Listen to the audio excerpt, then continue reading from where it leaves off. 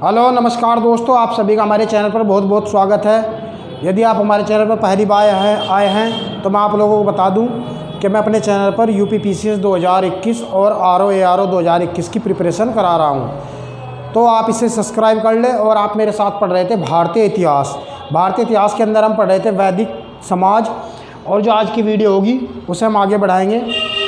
ऋग्वैदिक काल में समाज कैसा था, इस पर हम चर्चा करेंगे। सबसे पहले हम बात करते हैं ऋग्वैदिक जो आर्य थे उसमें परिवार कैसा था। समाज की सबसे छोटी इकाई जो था वो परिवार होता था। समाज की सबसे छोटी इकाई थी परिवार। और ऋग्वैदिक काल में परिवार को कुल कहा जाता था। क्या कहा जाता था? कुल कहा जाता था। परिवार जो था वो पितृसत्तात्मक समाज था। उस समय का पितृसत्तात्मक समाज था, क्योंकि जो समाज था वो पशुचारण पर आधारित था और युद्ध की आवश्यकताओं ने जो है पितृसत्तात्मक समाज को बढ़ावा दिया। और परिवार का मुखिया पुरुष को माना जाता था। परिवार का मुखिया पुरुष होता था। परिवार पर पूरा नियंत्रण पुरुष का होता था और उसके आदेश का कोई भी पालन करना अनिवार्य था। कोई भी उसका आदेश मानने से इनकार नहीं कर सकता था परिवार के अंदर। ऋग्वेद में हमें कुछ पुरुष मुखियों की कहानी भी मिलती है। मैंने आप लोगों को बताया था कि ऋग्वैदिक समाज या ऋग्वैदिक काल को समझने का हमारे पास एकमात्र स्रोत है, वह है ऋग्वेद। ऋग्वेद में जो भी जानकारी मिली है उसी के आधार पर हम ऋग्वैदिक काल का इतिहास पढ़ते हैं। तो ऋग्वेद में जो है पुरुष मुखियों की कहानी का उल्लेख भी मिलता है, जैसे ऋजाश्रव, संक्षेप, दिवालिया जुआरी की कहानी है। एक दिवालिया जुआरी जो था उसने इन सब ने जो है अपने परिवार को अपनी स्थिति के कारण बहुत ही संकट में धकेल दिया था। और यहाँ तक कि जो दिवालिया जुआरी है, इसने अपने लड़के को जुए में लगा दिया था, सट्टे में लगा दिया था। जो नेक्स्ट पॉइंट है वह है संयुक्त परिवार की प्रथा थी। संयुक्त परिवार, एक ही परिवार में कई सारे लोग इकट्ठे रहते थे। दादा दादी, पिता पुत्र, पुत्री पोते, सब जो है एक ही परिवार में रहते थे। संयुक्त परिवार की व्यवस्था थी उस समय। और वहाँ पे ऋग्वेद में एक शब्द मिलता है नृत्य। नृत्य जो है नाती को कहा जाता था, परिवार के लोगों को। तो ये ऋग्वेद में शब्द मिला है। अगला जो पॉइंट है महिलाओं की स्थिति। महिलाओं की स्थिति पर हम बात करते हैं। ऋग्वैदिक समाज में महिलाओं की स्थिति अच्छी थी।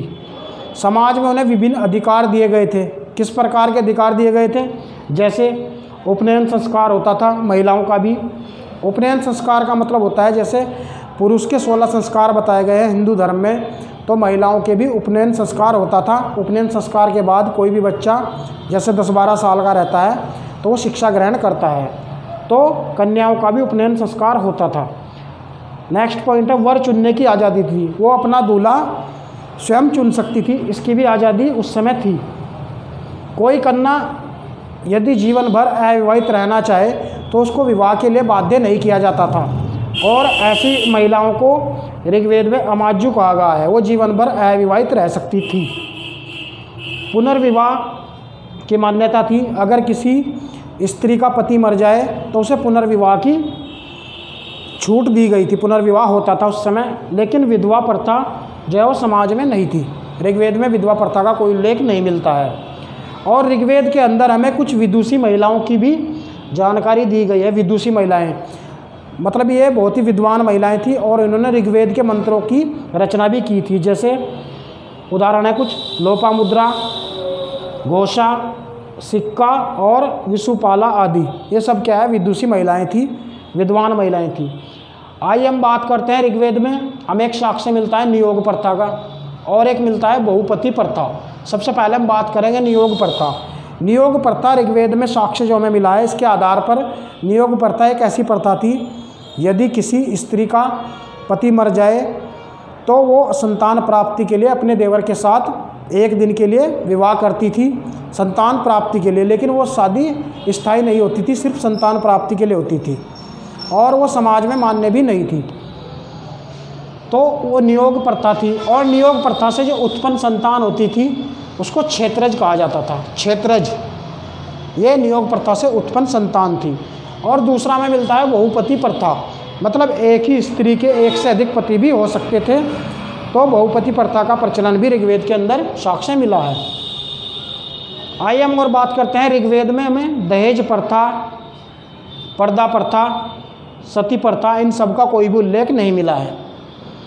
अब हम खान पान की बात करते हैं कि ऋग्वेद के आधार पर मैंने अभी बताया कि हमारे पास एकमात्र साक्ष्य है ऋग्वेद। तो ऋग्वेद में खान पान के बारे में हमें बताया गया है कि जो ऋग्वेदिक समाज था उसमें चावल, नमक व मछली का कोई उल्लेख नहीं मिला है। वो लोग चावल, नमक और मछली का कोई भी यूज नहीं करते थे। दूसरा, गाय बहुत ही महत्वपूर्ण थी और गाय को अघन्या कहा गया है। गाय को नहीं खाया जाता था या इसका वध नहीं किया जा सकता था। गाय को अघन्या कहा गया है ऋग्वेद के अंदर। अगला जो पॉइंट है, ऋग्वेद में 2 तरह की मदिरा का उल्लेख किया गया है। 2 तरह की मदिरा का उल्लेख भी ऋग्वेद में हमें मिलता है। पहला है सुरा और दूसरा था सोम। सुरा की निंदा की गई है और सोम को अच्छा बताया गया है। सोम जो है अच्छा पेय पदार्थ था और सुरा की निंदा की गई है। जो बुरे लोग थे वो सुरा का यूज करते थे और सोम अच्छे लोग करते थे। तो ये ऋग्वेदिक समाज के बारे में मैंने आज की वीडियो में डिस्कशन किया। तो अगर आप लोगों को ये वीडियो अच्छी लगे तो हमारे चैनल को सब्सक्राइब करना ना भूलें और इस वीडियो को ज़्यादा से ज़्यादा लाइक करें, शेयर करें। अगर आप लोगों की कोई प्रतिक्रिया हो तो आप नीचे कमेंट बॉक्स में कमेंट जरूर करें। वीडियो देखने के लिए बहुत बहुत धन्यवाद। जल्दी हम अपनी वीडियो को अनवर्थ करेंगे, आगे बढ़ाएंगे ऋग्वेदिक काल को। तो thank you so much video देखने के लिए।